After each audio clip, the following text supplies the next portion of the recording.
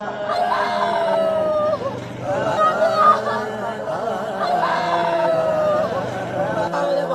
दरबारे जरगला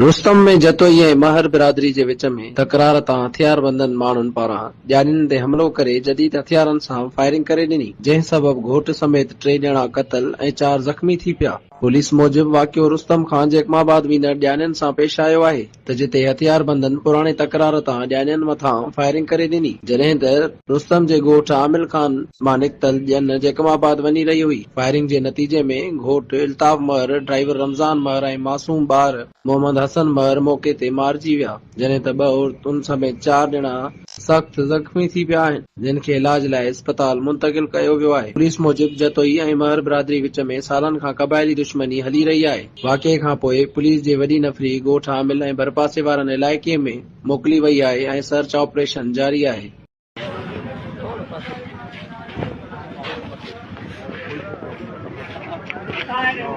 दोस्तों, ही अफ़सोसनाक एक वाक़ियो पेश आयो है शिकारपुर में। जतोई ऐं महर जो पुराणो तकरार आ